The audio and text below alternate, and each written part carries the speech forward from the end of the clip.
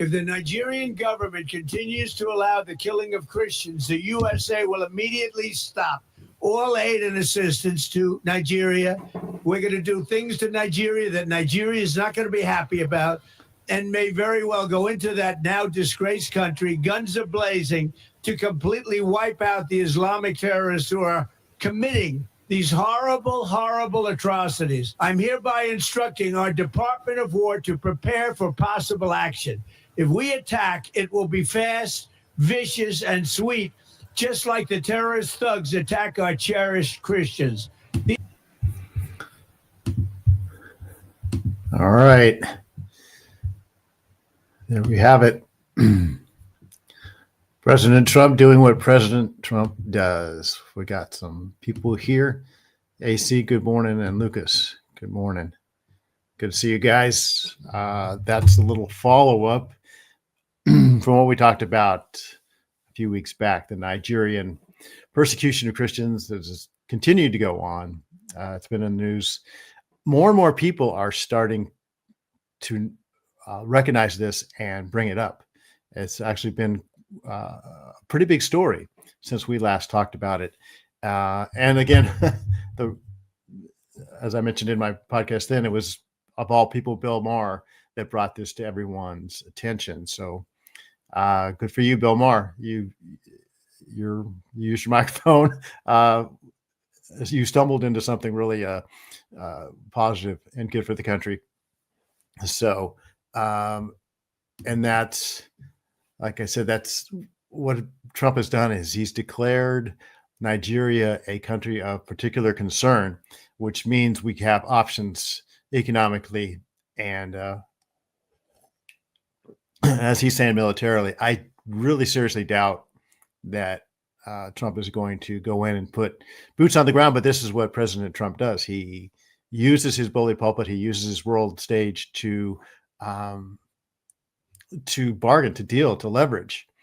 And he has the ultimate leverage of the American military. He can go in, we can go into Nigeria anytime and start taking out those Muslim terrorists, like he called them what they are.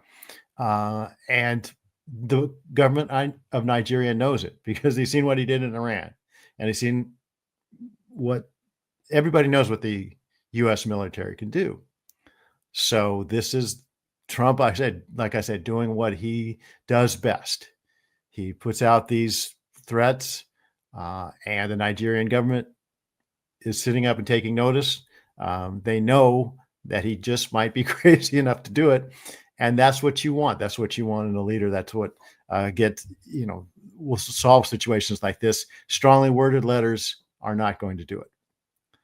So let's see. Yeah, Nicki Minaj, the rapper, who surprised me praising the president. Yeah, I saw that too. I've seen that from her. As weird as she comes off and as ditzy and dumb as she comes off, I think that's all an act. I've seen her talk about things like this before in a very serious mode that doesn't fit her persona, doesn't fit her character. So, but yeah, I mean, of two people to be responsible for bringing this to the public's attention is Bill Maher and Nicki Minaj. So, whether whoever's doing it, we can really be thankful that they are. So hopefully this means our prayers are being answered and heard by God. And of course they are. And for the people of Nigeria, I know that there's been more attacks. There was a viral video of which I probably should have shown, but of a pastor standing in a mass grave of Nigerians, a Nigerian pastor saying, "You can't tell us there's not a Christian persecution going on here," which some people are trying to do. A lot of people are trying to say, no, that's misinformation, whatever. For whatever reason, they don't want to acknowledge this. And I think it's just because there's just that anti-Christian bias that we all know. So, but it has gotten the world's attention. And for the Nigerian Christians, all they want is, and they have said this, all they want is for their persecution to be acknowledged. They just want to be seen. I don't know that they're necessarily asking to be rescued from it, because they know, like we all do, that this is a blessing. So that's kind of a recap. I just wanted to recap that what we talked about a month ago, because it was so important. And I had to confess to myself, I had been sent several notifications on this by the group, the Jay Sekulo's group, and it just didn't register with me because it's way off into Africa, and I must not care, but I do care because these are my fellow Christians, and again, that's who our first obligation to. Who our first obligation to is our fellow believers in the universal body of Christ.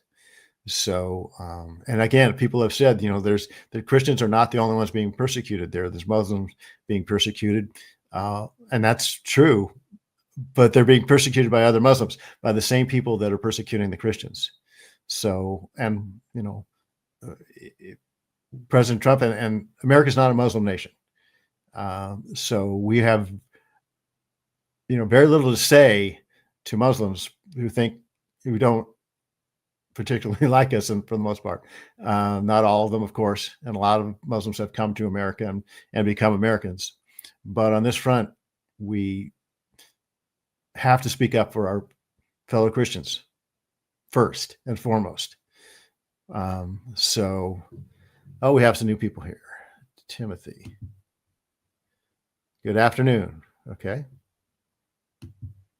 We're morning here. So good to see you, Timothy Peters. Welcome, Timothy. So in transition to that, I wanted to talk about how this will apply to us as Christians, then thinking about what just happened in the elections on Tuesday, where the Democratic Party had a pretty good day and showed that the Democratic Party is not dead. And anyone who thought so doesn't know politics. But in a lot of ways, it was a bad day for the Republican Party, and for President Trump. But on the other hand, these were blue states, and the Democrats did well in blue states, which tells me, knowing the state of the Democratic Party, how radical it's become, that radicalism wasn't refuted by Democrats in these blue states. In New Jersey, the attorney general who threatened to kill his opponent won handily. So the Democratic Party just sent a signal that they're not going to de-radicalize. They're all in on the radical turn their party has taken. You really can't. I've been trying to come up with another way to take that. And it's pretty much obvious that that's what they've done. So we have a rival party. If you're conservative Republican, or if you're just conservative, independent, whatever, one of the major parties is full on embracing political violence, or I don't know if they're embracing it, but they're either turning a blind eye to it or they're tacitly endorsing it. And that means in the future, we can look forward to more political violence directed at us as conservatives, but more importantly, directed at us as Christians. And I wanted to show this video I ran across. As soon as I bring it up here, and it's where I got the title of this show today, and it's something from CBN, and I'll add to the stage here, and we will take a look at it. America has seen a deadly surge in violence against churches this year. Places once considered safe for worship are too often becoming targets. In response to this dangerous trend, more church leaders are stepping up security. CBN's Paul Petit reports. In Decatur, Arkansas, New Wine Ministry celebrates the Feast of Tabernacles, while 2 Vietnam veterans patrol the area outside. that kind of an event will draw people that are curious and perhaps have some type of ulterior thing that they want to do to cause trouble. Having security personnel is important to Pastor Vincent Xavier. We don't want to walk in fear. We don't want to walk in, a fleshly or carnal way. But at the same time, we want to be careful and cautious because there are people and their lives matter, and they deserve to be having the right to fellowship where they can be at peace and not being worried about somebody coming in and doing some really horrible things, which we see everywhere. It includes this attack in Michigan from September, when a man set a Mormon church on fire after killing 4 people and injuring 8 others. In August, 2 children were gunned down during a Catholic mass at a church in Minneapolis. A month before, 2 women were shot to death during a Baptist church service in Kentucky. A lot of churches are starting to see that they better step up because rules have changed. It's a whole different game now, and the game is not something you can shy away from. Okay. So now that struck a particular chord with me, seeing those patrols out on that church in Arkansas, because I have the same thing in a different way, but essentially the same thing where we have at my church. My church is a heavy military church. We're up here in North San Diego County by Camp Pendleton, which, if you don't know, is a huge Marine base here on the West Coast. So we have a lot of Marines at our church, Marines and former Marines. I guess you're always a Marine, right? And during our service, we have 5 or 6 combination of Marines and police officers standing guard, keeping an eye on things. The church I went to before, this very large church I've told you about, had a huge security team, armed security team, because we had received so many threats, and it's something that's a reality now. We've seen it's into, like they said, whether it's Mormon church, whether it's Catholic church, Baptist church, synagogues. Here in San Diego County years ago, we had a synagogue attack. It's just a reality we face, and it's something we sign up for as Christians. But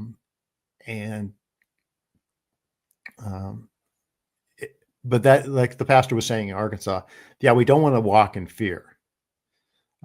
Too many people do walk in fear now. But those people that are at church, and if you remember a month ago, I praised the courage and the faith of the Nigerian Christians who were holding a service in the rubble of their church that had been attacked weeks before. And they didn't run and hide. They said, this is our church, and we're commanded to assemble. When the God says, don't forsake the assembling of the saints, he didn't put a exception there. He didn't say, well, unless you think it might be, you might get shot, or like here when we did such a disappointing, it was so disappointing during all the lockdowns with COVID that everybody stayed home because they might get sick. And, it's just, that's not what God said.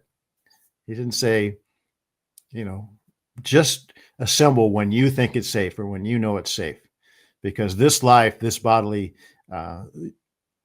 temporary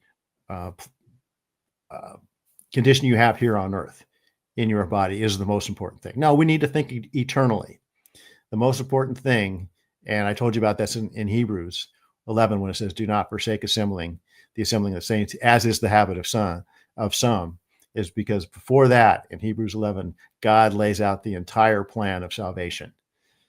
Why the law wasn't enough, and Moses wasn't enough, and the sacrifices wasn't enough.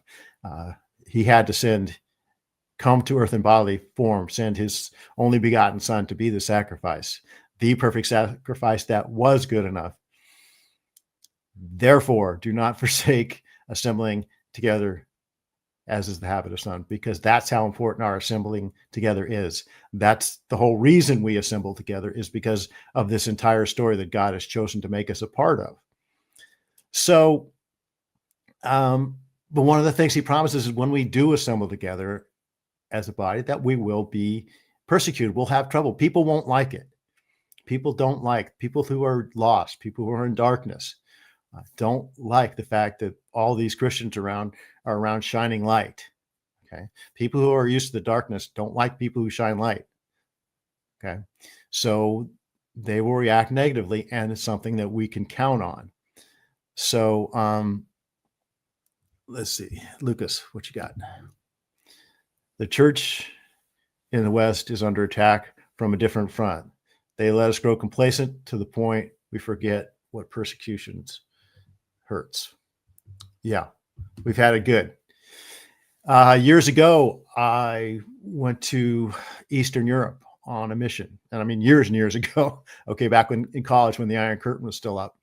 And we kind of came in there with the attitude, we were based out of Austria, and we took these vans full of Bibles, which I'll have to tell the story of that again sometime soon. But we smuggled Bibles and Christian literature into Eastern Europe, which was under communist control. And we ministered to the Christians in these countries. And we came in with the attitude that we were going to minister to them, and we were the superior Christians and they were not, because we have all this freedom, access to all these resources.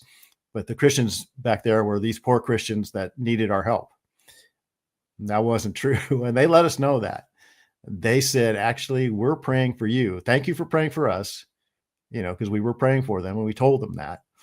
But they said, well, now we're praying for you, that you will, in the West, churches in the West will undergo persecution like we do. So you'll know really what it means to be a Christian. And that kind of blew us away. So for the past 40 years, Christians, and before that, Christians in persecuted countries have been praying for Christians in the West to undergo persecution, so we will be stronger in our faith. And like Peter and John did in Acts, rejoice that we've been found worthy to be persecuted for Christ, for our faith. And that's what the Nigerian Christians are saying too. They're not saying, hey, rescue us from this persecution and take us out. They said, no, we're here. And I think they're willing to, it seems like they're willing to die for the faith. But the one thing they want everyone to know is they don't want their sacrifice to go unnoticed. They are really asking the West to acknowledge their sacrifice. And again, we'll help them, which is great, which we need to do. But they're not asking us for anything other than to acknowledge their sufferings and their sacrifice. And some of them are, obviously, pastors are saying, hey, put a stop to this. But so let's see. My pastor Khan grew up in communist China and has shared some stories. Yeah. His family fled Russia. Okay. Yeah. And when I was in college, I was in Vienna, Austria, helping refugees who had crossed the Iron Curtain. One of them was from China, a lot of them from Eastern Europe. It was bad news. It was very bad news. But the church in China even grew through all that persecution and is now a strong church, as bad as China is, right? So I just thought I'd throw up some Bible verses here. Oops, I'm going to remove that. And stop screen. I was getting good at this and I just flubbed. So these are some Bible verses that on persecution, and I think we all know them, but it's good to go over them again. Are we there? We are there. Okay, good. So 2 Timothy 3, 11 through 12. My persecutions and suffering that happened to me in Antioch and Iconium and Lystra, which persecutions I endured, yet from them all the Lord rescued me. Indeed, all who desire to live a godly life in Jesus Christ will be persecuted. Okay. And let's go just through a couple of them. John 15, 19 through 20. If you are of the world would love you as its own. But because you are not of the world, but I chose you out of the world, therefore the world hates you.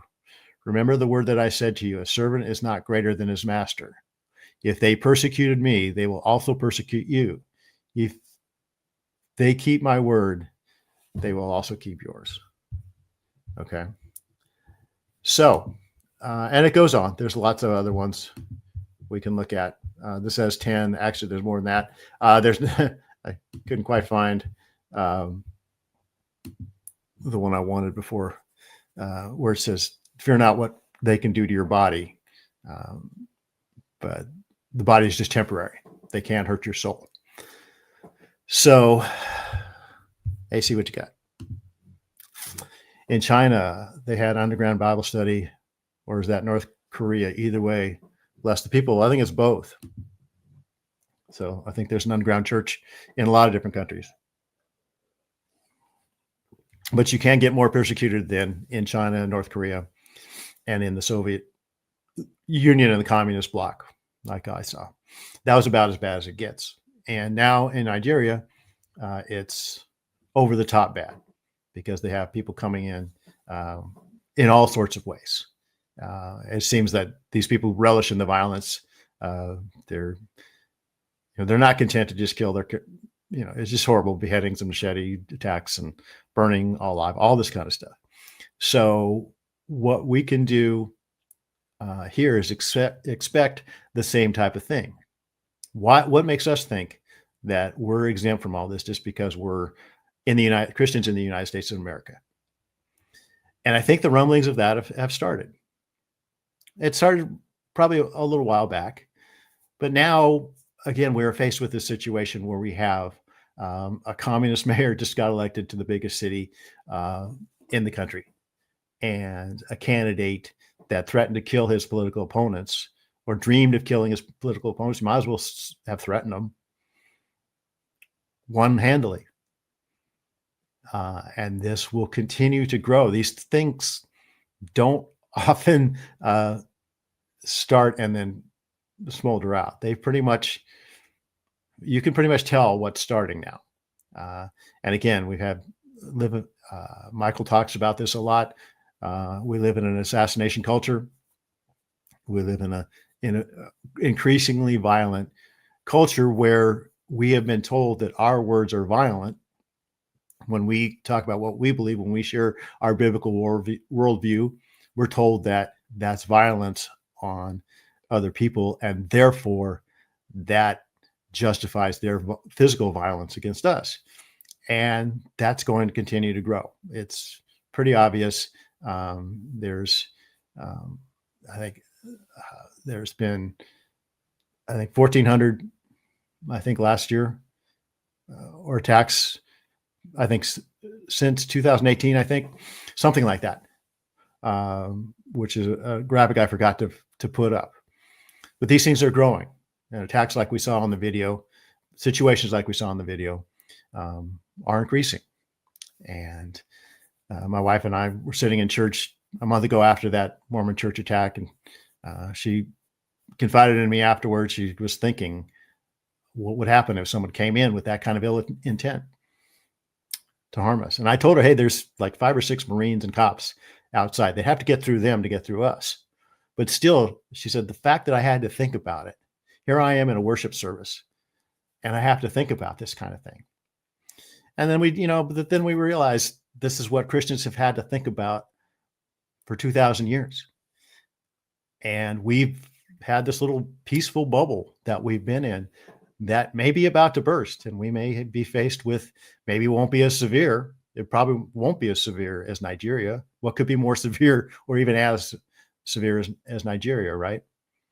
But that doesn't mean it won't be persecution. That doesn't mean it won't be trouble. And that's what we'll have to face, because we're Christians, and that's what God promises. We're followers of Jesus Christ, and the world does not like that. It doesn't like Jesus, and therefore Jesus said, a servant's not greater than his master. We're servants of his. He said, if they persecute me, they're going to persecute you. And it'll be a winnowing process, threshing process, right? We'll separate. This is how God will separate the wheat from the chaff, and he'll separate the sheep from the goats. This will be a strengthening of the church. The church is always strengthened through persecution. And the church right now is kind of surging in the United States. Charlie Kirk's assassination had a huge unintended effect in bringing people back to church, bringing people back to their faith. And Satan's not going to like that at all. And we've already seen what he's trying to do has been trying to do to quell that, to knock that down, to stop that. But I don't think it's going to stop. But I don't think Satan's going to stop either. And those enemies, those who hate Jesus, will not stop. So we'll see the more our faith surges because of that kind of trouble, the more Satan's going to come against us. So we can expect this kind of thing from the outside. Okay, we can expect outside threats. And next week, I'm going to kind of look at the other side of the coin and talk about the threats that are going to come from within the church, because we have to, as much as the Bible promises that we will have outside trouble, it also says we need to be aware of inside trouble that's come from within the church. And so that's what I want to talk about next week. But for now, just know that as Christians, as little Christs, and I don't shy away from the word Christian. And that's one other subject I'll talk about coming up is the word Christian versus a lot of people like to substitute things like that. A lot of Christians don't seem to like that word, but that's what we are. We're little Christ. We're followers of Christ, and we're his family, and we're each other's family. And those outside that family, a lot of times, do not like that we are, and we're having an effect. God is moving in our country. God is moving in the Western world. And Charlie Kirk's assassination was the spark that lit the powder keg. And so God is moving, and there will be resistance. And we will be targets of that resistance. Okay.